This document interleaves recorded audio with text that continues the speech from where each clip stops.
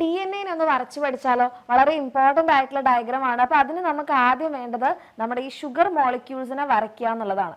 Okay, അപ്പോൾ ഇവിടെ ഈ ഷുഗർ ഇങ്ങനെയാണെങ്കിൽ ഓപ്പോസിറ്റ് സ്റ്റാൻഡിൽ നിങ്ങൾ എങ്ങനെ വരയ്ക്കണം? ഇങ്ങനെ തല കുത്തനെ വരയ്ക്കണം. റെഡി? ഇനി നിങ്ങൾ നോക്കുക, ഈ ഒരു കോണിൽ നിന്നാണ് നമ്മുടെ നൈട്രജൻ ബേസ് വരയ്ക്കേണ്ടത്. അപ്പോൾ ഇവിടെയും ഈ ഒരു കോണിൽ നിന്നാണ് നമ്മുടെ nitrogen base.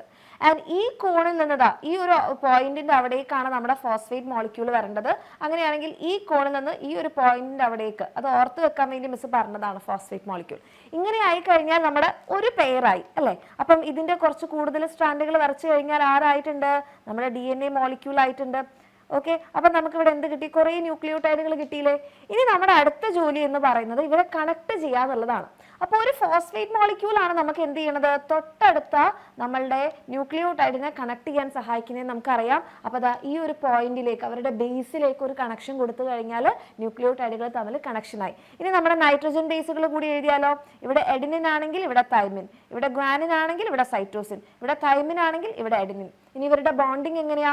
എഡിനിനും തൈമിനും double bond, സൈറ്റോസിനും ഗ്വാനിനും triple bond, ഇവിടെ ഡബിൾ ബോണ്ട്. അപ്പം നമ്മുടെ DNA സ്ട്രാൻഡായി. ക്ലിയർ ആയോ?